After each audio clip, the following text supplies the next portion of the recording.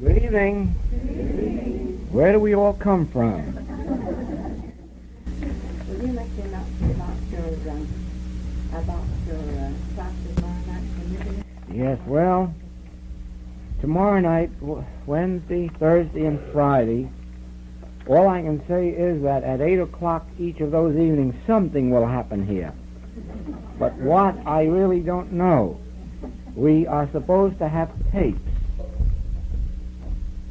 To begin with, perhaps you haven't the right idea of what we're doing, because I haven't explained it very well. All of the tape recordings are of lectures and classes actually given, and the tape recordings were made at the time they were given, just like our class and lecture work has been done here.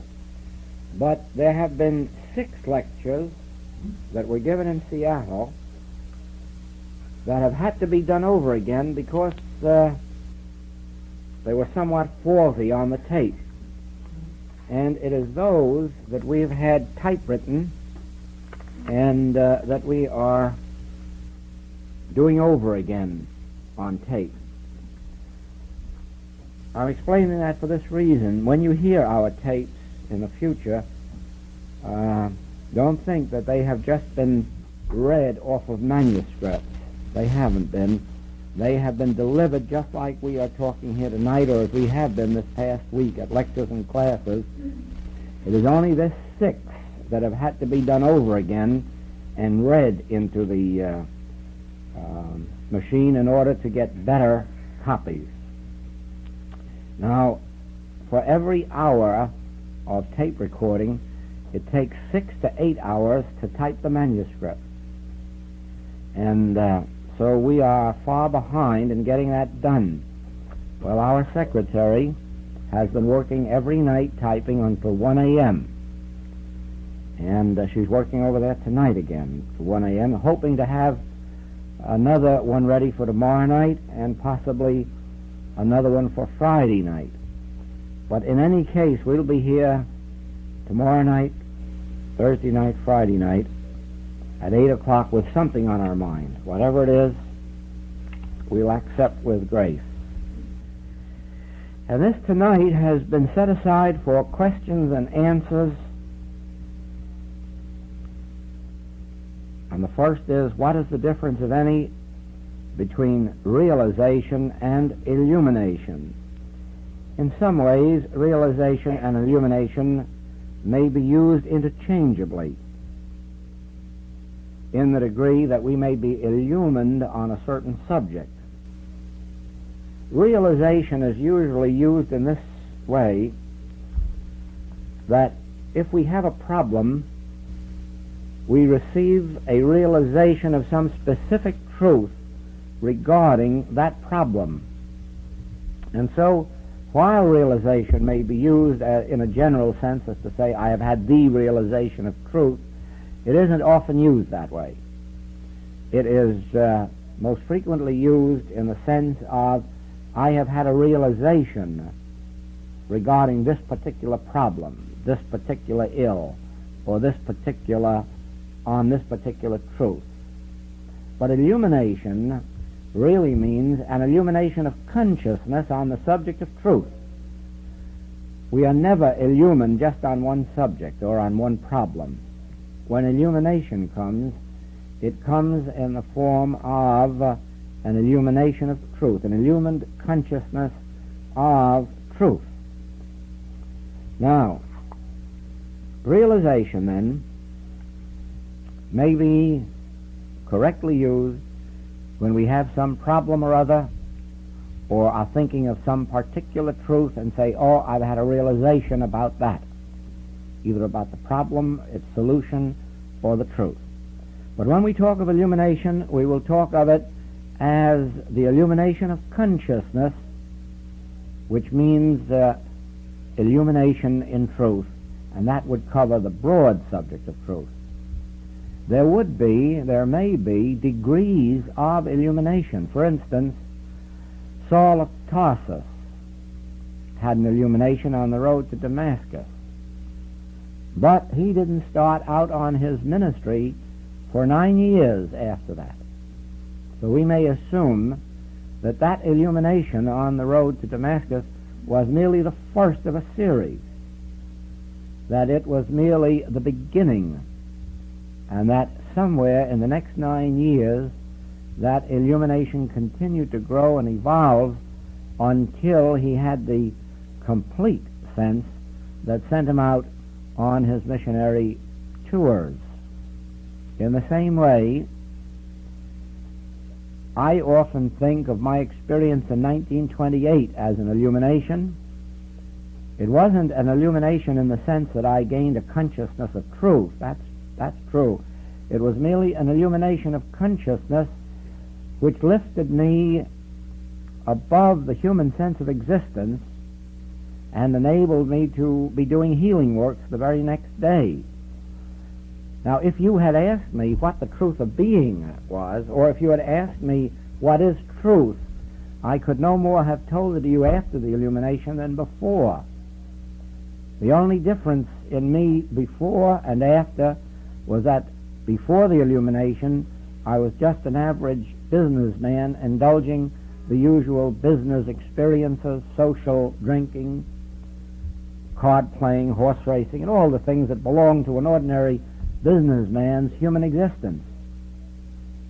But after the illumination, I never even had a thought in my head about smoke or drink or cards or horses or any of the things that ordinarily had filled my time and thought.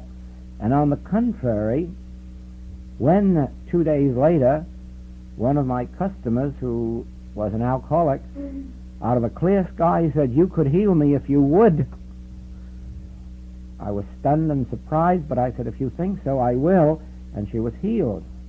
And the next day another man asked for help and had a healing, and next week someone else. And within a year, I was professionally practicing healing. And yet, if you had said, what did the illumination consist of? What was the truth of being? I couldn't have told you anything. Didn't know a thing about it. Now, at a later period, there came little tiny experiences of illumination that showed me the truth about certain aspects of life. It wasn't a whole picture. It was just a glimpse here, a glimpse there, a little light here and a little light there, and it came piecemeal in that way until 1945, when the voice said, "Next year, 1946, is your year of transition." And it was. In 1946, beginning in July, I went through an experience of being awakened out of sleep every morning at 5 o'clock and being caused to sit in a chair until 7 for 2 solid hours every day for 2 hours. I went through an inner illumination that seemed to open up as if I were witnessing, the equivalent of a Masonic initiation. It was as if I were witnessing a marvelous initiation ceremony and being initiated into spiritual truth. And that went on for 2 months, and that I really consider the first illumination that was an illumination of something that I could specifically grab hold of and say, now I know what this is and this is and this is, and I can tell it. And that was the year in which the Infinite Way was completed. And from then on, every few months, I have one of those experiences that carry me further along the line. That is illumination. But if I sit down to work on some problem for you, and all of a sudden I get the answer, I call that realization. Is that clear?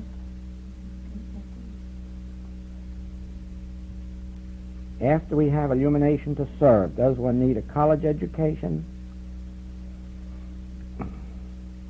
No, I am not going to say that we need any education, since the disciples got along pretty well without any schooling, without very much of it, and many people have gotten along without it, and I don't seem to be doing too badly. I never went beyond grammar school. I only had 6 months of business high school. Actually, my diploma from grammar school was as far as my education went. And then I never saw the inside of a schoolroom again until I was 47 years of age, and I was admitted to Harvard to take a course in Indic philology, Sanskrit and Oriental philosophy, so forth, which lasted something over a year. But it wasn't a general education. I was never admitted to Harvard as a regular student. It was as a special student, and just on 3 subjects. So that actually my schooling ended at grammar school, and it hasn't hindered the work.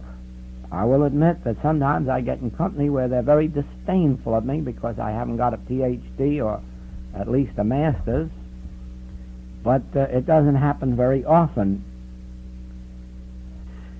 Spiritual intuition has nothing to do with education, and sometimes education can stand in its way. You see, Scripture is a stumbling block unless one is able to discern it through spiritual sense. Scripture and all spiritual writing never could be reasonable. It never could appeal to the reasoning mind. That's why so few real scholars have ever had much faith in the Bible. And you can't blame them. If you read the Bible in its literal sense, it doesn't make sense. You only have to start it and read the first chapter of Genesis and the second chapter of Genesis, and by that time you're through and say, this must be the work of a crazy man. And if you read the Song of Solomon from the standpoint of the human intellect, you won't think of it as a very spiritual writing. You'll wonder what part of the world we drift into to get that kind of language and literature. Only as you read the Song of Solomon through spiritual intuition can you see that it is one of the great mystical writings, one of the great spiritual writings, and has nothing to do with the subjects that it seems to portray. And so it is. Think of passages like, take no thought for your life, what you shall eat, what you shall drink, wherewithal you shall be clothed. Well, if you're not going to take thought for it, who's going to do it? And of course, to spiritual sense, you would say God. But then the man without spiritual sense looks out in the world and says he doesn't seem to be doing much of a job for these people.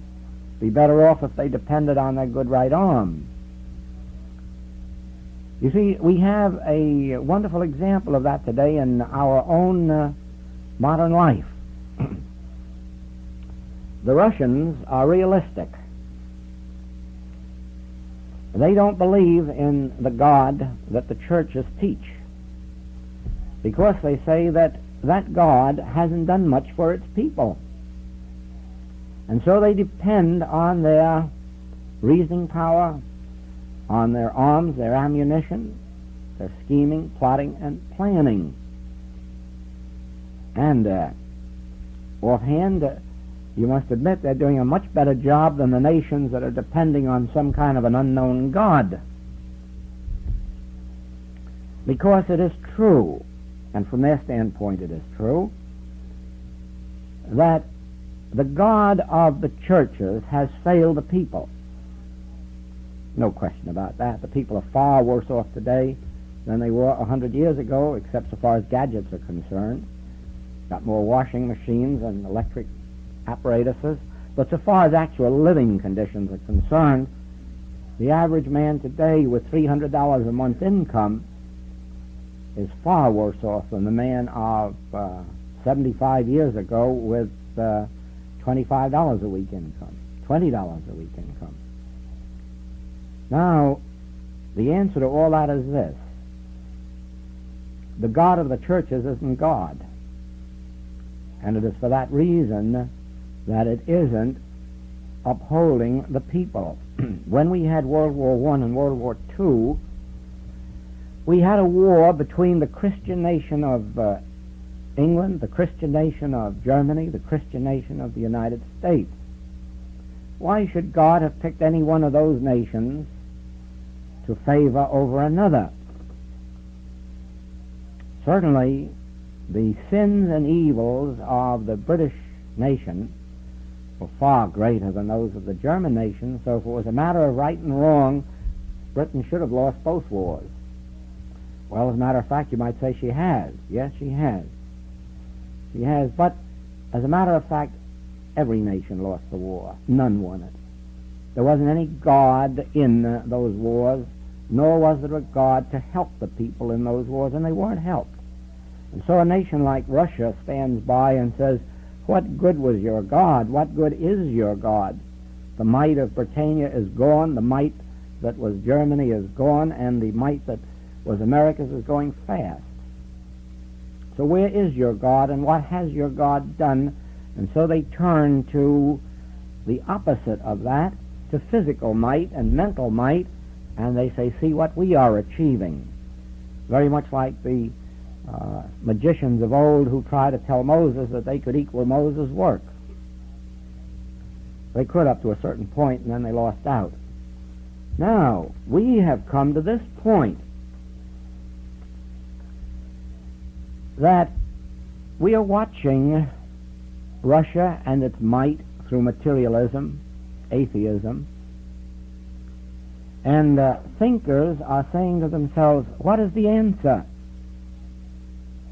And more you're reading in the paper that the answer is God and that the answer is spiritual power. But you're not reading that the answer is church or going to church. You read very little of that except in church papers. But you do read a lot about that the answer is going to be found in God or in spiritual power. As a matter of fact, Collier's magazine ran a series of articles recently by a reporter in search of God. This reporter had been hearing a lot, too, about how the churches had failed and how materialism was coming to the fore, and he decided to make an investigation to see what this thing about God was or is. And he started off in his first article by interviewing Protestant ministers, Catholic priests, and Hebrew rabbis, and the religious head of a college, coeducational college. In that article, the ministers, the priests, the rabbi, and the head of the college were all unanimous in declaring that we must not look to God. There is no hope from God. None. Get busy and look to your arms and ammunitions and your human methods of warfare and whatever it is that you're going to do, because there is no answer to be found in God. We can't look to God to help us in our human affairs. Wait until you die and God will help you in the next world. That was unanimous in this first article. In the second article, this reporter interviewed men of international fame and reputation. One of them, General Wainwright. The reporter asked General Wainwright, do you believe in God? And General Wainwright said, certainly, he's always to be found on the side of the mightiest battalion. And most of the others agreed the same way, that if you just keep your ammunition dry and pray, that the two together might get you somewhere. But of the two, the most important was to keep your ammunition dry and handy. Now, if you look at the history of, only the last 200 or 300 years, the, call it church history of the world, you will find very much of success in bringing God into the human scene, into our human welfare. I do not mean by that there haven't been individuals in all churches who have not made contact with God, because they have. As far back as history goes, there have been individuals in church and out of church who made their contact with God. Being in or out of a church never stopped an individual from making contact with God if there was something within their own being that brought them to it, as, for instance, men like Walt Whitman. Walt Whitman certainly knew God and certainly had a God contact from childhood on, but he has very little of a church history. And, of course, Ralph Waldo Emerson knew God and proved it by leaving the church because the church interfered with the demonstration of God. He was a prominent minister in New England, and he was the fourth minister in his family. That is 4 generations of ministers. And yet he left it because the church was an interference with God. Now then, spiritual illumination has nothing to do with education or how well you know the history of the Bible or the peoples of the Bible or the divisions of the Hebrew races or the succession, the apostolic succession. It has nothing to do with that. It has to do with contacting God, with realizing God, with an inner illumination, and education has nothing to do with that. One of the greatest mystics, even to this day, one of the most widely read, is Jakob Boehme of Germany, a cobbler of no education, and yet a man whose writings are very widely read for their mystical import because of his direct contact with God. So it has always been. Education is not necessarily a barrier if a person can transcend some of that thinking ability, reasoning ability, and get up into the intuitive mind. But lack of education, likewise, is no barrier. The thing that is a barrier to illumination is the very quality that has made the church fail, the intellectual approach to religion, basing it on human reasoning and setting up ceremonies, rites, and creeds as if they had anything to do with one's contact with God, setting out certain rules and regulations of human conduct as if that had anything to do with finding God. Oh no, there have been sinners like Oscar Wilde, I mean sinners in the human sense of the word, and sinners like our friend in San Francisco, what's his name? Love Can Open Prison Doors, Star Daily. That didn't interfere with spiritual illumination. It didn't interfere with their contacting God. The fact that he had never been to school and the fact that he'd never been to church, when the readiness came, God came, and the illumination has been constant with him. No, it isn't that education is necessary, but here is what is necessary. When one goes out into the public ministry, they are not apt to be well received or credited or accepted as authority if they go out with a sense of illiteracy, with a sense of personal uncleanness or personal lack of care in their makeup. In other words, a person must show forth in their ministry some of the qualities of God which would come with illumination, and that, of course, would wipe out any such thing as illiteracy or profanity or vulgarity or coarseness or commonness. As you well know, those are things that have nothing to do with education. It is true that education sometimes wipes those out of a person who ordinarily would have them, but actually it is possible to be a very well accepted human without a great degree of education. Yes, the power within prepares the place for us, and not only that, but it wipes out some of these signs of lack of education, lack of culture, lack of refinement, and so forth. How would a truly illumined soul die? Would they make an ascension? Well, it depends what you mean by ascension. If you mean would they not leave a body behind them? There have been very few in history who have gone and not left a body behind, at least left what appears to our sense to be a body. An illumined individual doesn't die. Virtually, they walk out of their body. They come to a place where they decide that I've gone far enough in this experience and I'm ready for the next. If you remember the experience of Buddha, he just called his disciples in one afternoon and said, I'm leaving you tonight. And that night he had a discourse with them, talked with them, lie down and said goodbye and went. To their sense, he left a body for cremation. And they had a cremation, as is usual in India. In the same way, Brown Landone in Florida, he was 97 years and 9 months of age, and he was in the prime of health. He was in perfect health. He was in as fine a health as any of us here, and in appearance he was as young. As a matter of fact, many times he was taken for my younger brother. And firstly, while he was bald on top, what hair he had was brown, not gray, and he had all of his own faculties and no artificial ones. And he had a very trim young figure. He was able to swim, play golf, ride his airplane, right smack up to the day of his going. And he was able to continue working.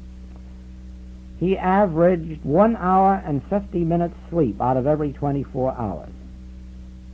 And the rest of the time he worked. When you called his office for an appointment and was told it would be 2 o'clock, you were also told whether it was 2 p.m. or 2 a.m., because it could have been either, and you had no choice about it. If you wanted to see Brown and he said 2 a.m., you got there 2 a.m. or there was no appointment. His appointments went all the way through to 5 in the morning. At 5 in the morning he quit and slept, usually until about 7 o'clock. His average was only 1 hour and 50 minutes per day for 24 hours. And he only ate 1 meal in 24 hours.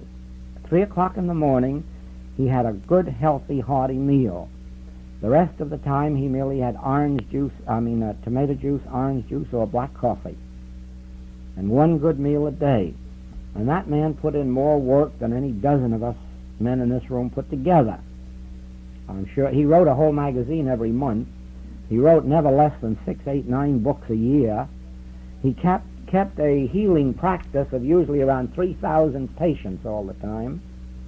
And he had a correspondence that took 3 secretaries working 3 8-hour shifts in the day, while he dictated to keep those 3 secretaries busy. And at 97 years and 9 months of age, he didn't have an ache or a pain in his body. But he called in his secretary this afternoon, and he said, "I am leaving.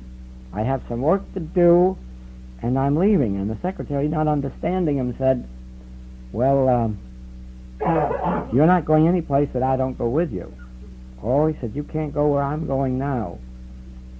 He said, "I'm off on a mission. I've been called, and you are to take over and complete this work here."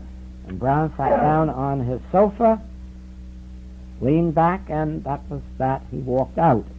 He also, to our sense, left the body to be cremated. Now,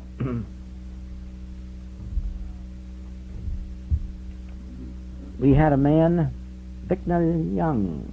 Yes, it was Bicknell Young, who was 99 years of age, Christian Science practitioner, teacher, lecturer. At 99 years of age, he was called back to Boston to teach the Metaphysical College. To begin with, he's the only man in the history of the Christian Science movement that ever taught it 3 times. Teaching the Christian Science Metaphysical College is about the highest honor and place there is, because it means teaching the next 3 years' teachers. And at 99 years of age, he was called to that important work. And it was some months after that, he went on a lecture tour after that, doing one-night stands, as these lecturers do. And one day he was sitting at the desk, dictating to his secretary, perfect health. He looked at her and he said, "Oh, if I could only tell you of this beautiful scene that I'm witnessing. This is really it." And he went to sleep, and that was the end of Bicknell Young, so far as the earth plane was concerned. And to our sense, he also left the body for cremation. Now, this is the answer of how an human soul leaves. Either they decide when it's time to go, and they go. Jesus said, "I can lay down my life or pick it up." Or they come to a point where they are called, and they obey the call, and they go. That's the way an illumined soul goes. Now then, As for the second part, whether or not they leave a body, I will have to answer you truthfully. No, they don't. And the fact that their students and disciples have seen a body doesn't change the answer at all. They never left the body. And I'm going to tell you something further. Nobody in the history of the world has ever left a body here for burial or for cremation. There is no such thing in the history of the world as a body left behind by anybody for burial or for cremation. That which we see at the funeral is our concept of our friend or relative. It is not their body. That is the image of them that we are carrying around. I could put it this way and say, you think you see me up here, and you don't. You don't see me at all. You don't know what I look like. The only way you could ever know what I look like is if you were in treatment or in meditation and caught a spiritual glimpse of me, you'd know what I'm like. But what you're seeing up here is the human mind's concept, a very limited and false concept of the I that I am. You may be assured of this. I am not in a body, nor are you. Because anything I'm saying of myself, please understand, I'm saying of you. I'm not setting myself aside, not even Jesus Christ aside. God is no respecter of persons. Anything's true of one is true of all. We are not in these bodies. We have done this. Perhaps it'd be well if we do it here. Because, after all, this little experiment is partly responsible for our whole infinite way demonstration. I'm going to ask you to follow me in this. Will you look down at your feet? And will you ask yourself this question? Is that me down there, or are those feet mine? Is that me down there, or are they mine? And now travel up to the knees and ask yourself, is that me down there, or is that mine? And now go on up to the waist and ask yourself, is that me, or is that mine? And keep right on up to the neck and find out whether that is me there, or whether that is mine. And go right up to the top of the head, to the topmost hair of your head, and ask yourself, is that me, or is that mine? And what is the answer? Is it me at any point of that body? Could you find yourself in that body? No, of course not. That's all mine. That's all yours. There isn't a single place between your toenails and the topmost hair of your head where you could find yourself, because you are not there, and you never were there, and you never will be there. Never. This is just as much of a vehicle as your automobile. And just as you are never in your automobile, you occupy your automobile, but you're not in an automobile, neither are you in this body. And you can search this body and do this experiment from head to foot, and do it over and over and over again, and go to surgical colleges and ask them if they ever found John Jones in a body, or Mary Smith, and I'm sure they'll tell you they've never found anybody in a body. They never will, because there isn't anybody in a body, and there never was.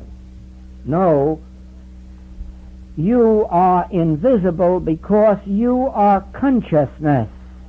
You are life eternal. You are soul. You are spirit. You are the way, the truth, and the life. You are life eternal. You are soul. You are the resurrection. You are the power itself. You are infinite being. You are God made manifest.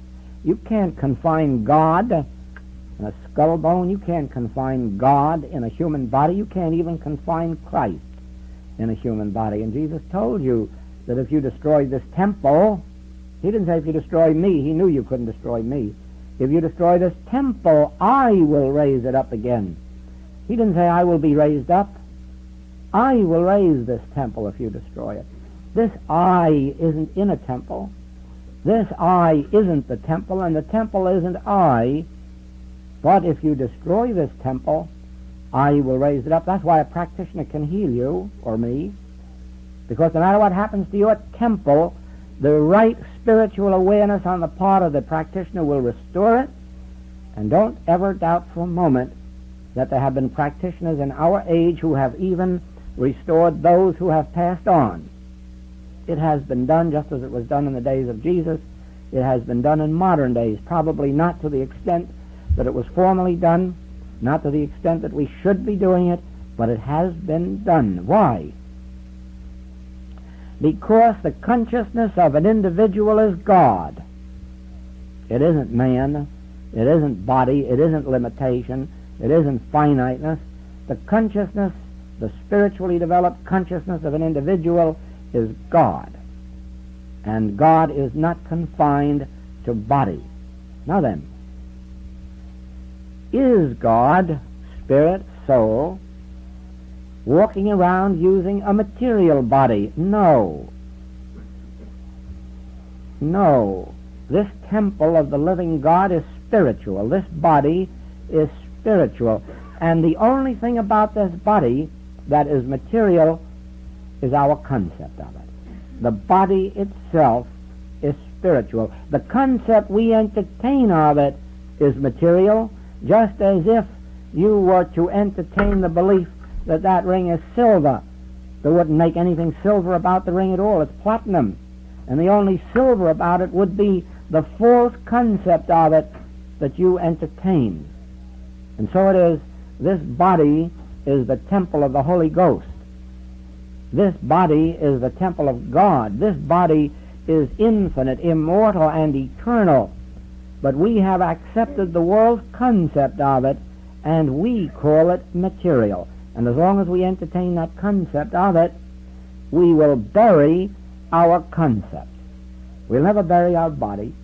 We will bury our concept. And so, as long as you think this is me up here, it is possible that you will accept the belief that you can bury me, or even if you accept the belief that this is my body that you're seeing, you may accept the belief that you are watching it be buried. But this isn't my body. My body is here, but you can't see it. You are right now entertaining your concept of body. The concept of body. I think that's why some of us say this girl is beautiful and another one say this girl is beautiful. I don't see how you can say that one is beautiful. I don't think we're seeing the beauty of the girl. We're seeing our concept of beauty. And because if the girl were beautiful, everyone would agree on it. The girl isn't beautiful. It's our concept that's either beautiful or not beautiful. No, let us understand this now. The principle of life is this, that God is the causative principle. Do you believe that God made something to decay, to rot, to fall away, to be diseased? No, God never did that. All of that goes on in our false concept of existence. And so, even though Jesus was buried in the tomb, and everyone agrees on that, they were all there at the funeral. Very happy, too, to be there and watch that burial. I'll bet it gave them a great source of satisfaction to say that fellow's out of the way now, and we've watched him be put away, and we've put that stone there so that he can't get through. Oh, there must have been a great deal of satisfaction about that. And you know as well as I do that they were agreed that he was dead and that he was buried. They saw it. You can't have better proof than that, can you? The only trouble with it was that he was seen walking the earth after the burial. And now we come to a question of theology. How about the thousands of people that saw the death and the burial of Jesus and saw him sealed into the tomb? Will we take their word, the thousands of people, or will we take the word of 500 people who saw him walk the earth after the funeral? Now, that's a very serious question, because there were many more who saw him dead and buried than ever saw him walk the earth after the resurrection. Will we believe the thousands or the few hundred? Well, it all depends on which way you look at it. If you're satisfied to take the opinion of human sight, then Jesus was not resurrected, and he's still in that tomb, or what's left of him. If you take the word of people who through their development were known to have been spiritual in their approach to life, people who caught the vision of that which cannot be seen, then you would say, I'd rather take the word of one of them than of 10,000 of the others. So it is with us. If you take the word of the undertakers, then bodies have been left for burial and for cremation. And those bodies don't come to earth anymore. But if you take the word of the few who have sometimes attended funerals and seen the very individual being buried actually standing up there laughing at the whole performance, if you want to take the word of that one as against the hundreds of others who are witnessing the funeral, then you would have been one of that 500 that witnessed the resurrection, because that is the truth of being. The truth of being is this. In spiritual illumination, you are able to see those whom human sense has died and been buried. Again, some of you, I'm sure, have had the experience, and I can tell you that I have.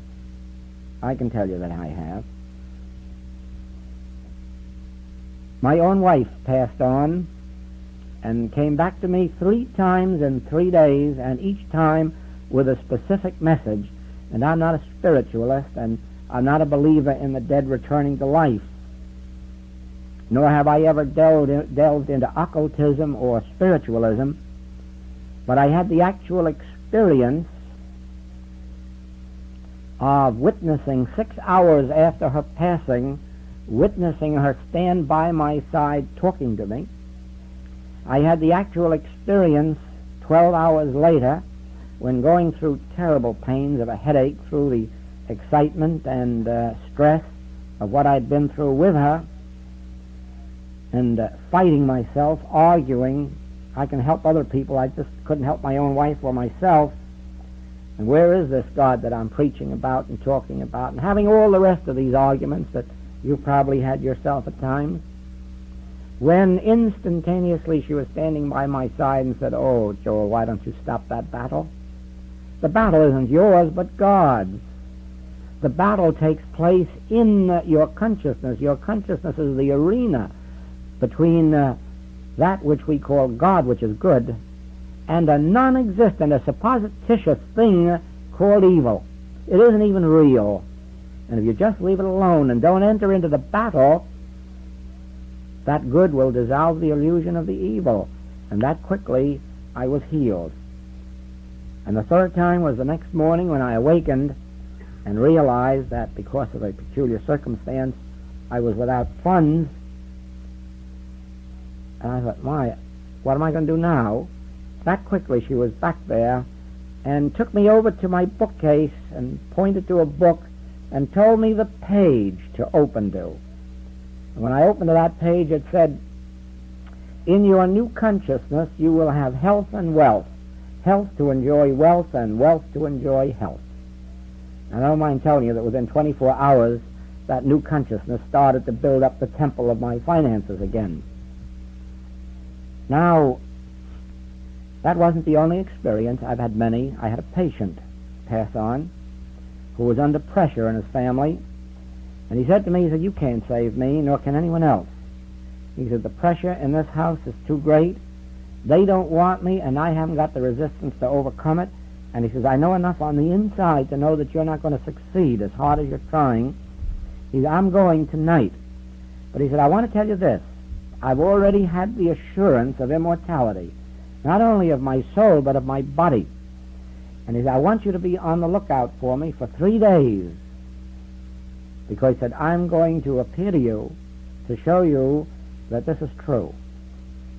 Well, it was the 3rd day. My wife and I, this wife who passed on, were sitting in the living room looking toward a window when she said, "Look, look, And I looked up, and there was my friend Henry. We both saw him, and he just waved this way and was on about his business. Strangely enough, he was wearing the same suit of clothes I'd last seen him in. This isn't imagination. Take my word for it that I have been 23 years in this healing work, and I've seen enough people healed of one disease or another, one condition or another, to know that there's nothing dreamlike about this work. It's actual and it's practical. I've seen people raised from sickness just as I was raised from death twice. It's practical. There's nothing dreamy about it. And when I say to you that we don't die, and the body doesn't die, and it doesn't get buried or cremated, I really mean it in an intensely practical way, in the same way that Jesus meant it when he said, look, flesh and blood, it's the same wounds, it's the same skin. Don't you see it's the same body? Why, I'll even eat and drink with you to prove to you that it's the same body that was crucified. They don't bury bodies or cremate them. They walk the earth again. Only they're invisible to material sense, but they're not invisible to spiritual sense. Now, never think that you are going to be a healer if you judge by material sense. If you're going to judge materially, then your friend, relative, or patient has a sick material body and there isn't anything you can do about it. It is only through spiritual sense that you can look at that appearance of disease, that body, and still see the body of God in its complete integrity, in its complete spiritual nature, and thus bring out healing. And so it is with this other. Never think that with the human eyes you're going to see the bodies of those who have passed on. You're going to have to develop the same spiritual sense that enables you to be a healer. And if you develop that, you will witness those who have, to our sense of things, passed on. That's how an illumined soul dies. That's how everybody else dies, too. Only they don't know it. The unillumined get kicked out of their sense of life by sin and disease, and the illumined walk out.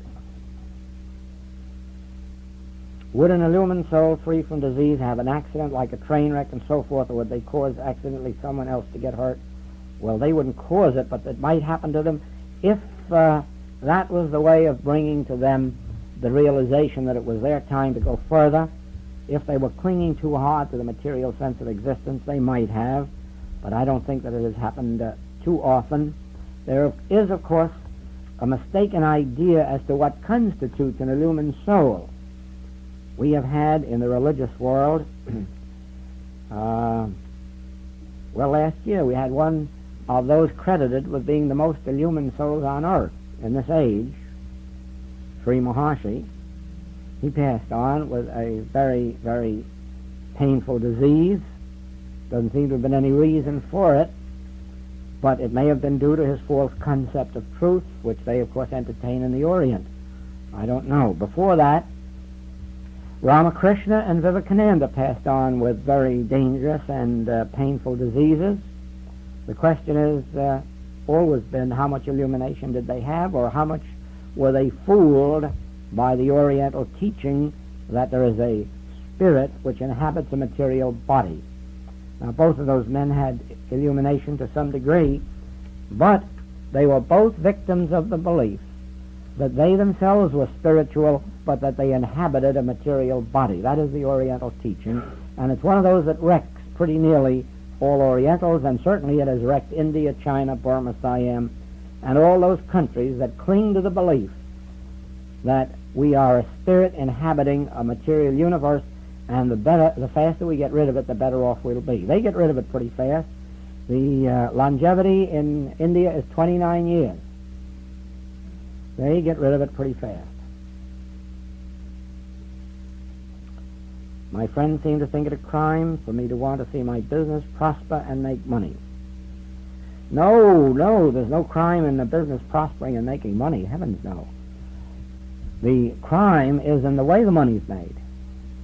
If money is made in a legitimate business conducted in a sense of love, integrity, fairness, justice, honesty, mercy, why shouldn't it prosper? Of course it should. And of course, the more the business would be in tune with spiritual law, the more it would prosper. There again comes that Oriental belief of asceticism, and it creeps into our belief sometimes. Well, I guess the church started it in the Occident at least. The church started it because the church had to make it stylish for you to be poverty-stricken so it could get rich. How is it going to get you to give up the money except to tell you how noble it is to be poor?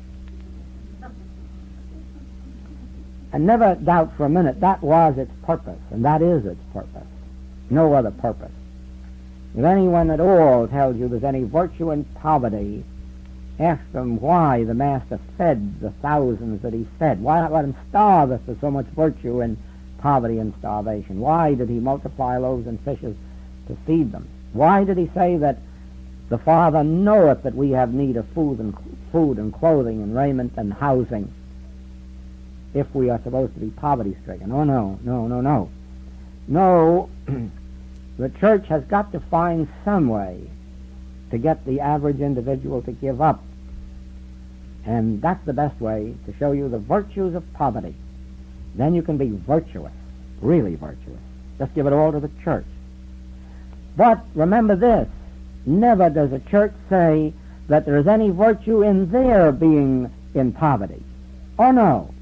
$21 million to build this church, $14 million to build that church, $65 million in the Christian Science Church in Boston, how many hundreds of millions in the Roman Catholic? There's no poverty, and there's no virtue in the church being poverty-stricken. Only you and me. That's all. Oh, not the priests, and not the cardinals, and not the bishops. They are not poverty-stricken. If you've seen the mansions they live in, you'll know that it's true, that they are not poverty-stricken. No virtue for them. Just for us. And they help us. They help us to get virtuous because they'll take our money from us if we let them. They impart virtue to us in strange ways. No, there is no virtue in poverty, but neither is there any virtue in making money for money's sake. Neither is there any virtue in getting rich for the sake of being rich. Oh, no, that's just the opposite end of the stick. The virtue lies in living the life of the golden rule. The virtue lies in conducting a business that stands for service, integrity, value. And then, if that business brings in wealth, and that wealth is put to good purposes, there is your virtue. I think it's much more a virtue for Mr. Letourneau to hand over $16 million a year to educational institutions throughout the United States and youth institutions than it would be for him to walk around poverty-stricken. Oh, I think there's much more virtue in his handing out that $16 million every year from his business. And I also think it's much more virtuous for Henry Ford to be able to turn over $180 million for educational purposes to a foundation than if we had witnessed him walking around the earth poverty-stricken and unable to employ 100,000 men at tremendous wages and then leave $180 million besides for educational purposes. You might find interest in an article that ran in Collier's magazine recently by the man who is chairman of the board of directors of General Motors, Mr. Sloan. Mr. Sloan, in his article, said that this is the last generation in America of people who will be allowed to accumulate wealth. That from this generation on, nobody will be permitted to retain more than enough to pay their rent, food, clothing, and income tax. Everything else will be taken from them. And by this last bill, you can pretty nearly see that it's right. Now, he said that his interest in writing this article was this. Our free educational institutions, like universities, Harvard, Yale, Princeton, Stanford, are supported by endowments from rich men, principally. Boys graduate from these universities, go out into the world and make good, or inherit money, and eventually give or leave large sums of money to these institutions, and these institutions carry on their educational work. Now, says Mr. Sloan, that is no longer possible. There are no men in America today anymore who are able to contribute anything to these universities. Because every man with an income that large is being taxed the full amount of his income above his actual living expenses. So our answer is always, there is no virtue in poverty, and there is no virtue in riches. If there is any virtue, it's in our mode of life, and our mode of life should produce from us and will, if it's along Christian lines, if it's along the lines of service, integrity, and so forth, it will produce not only all that we need, but an abundance that is called wealth.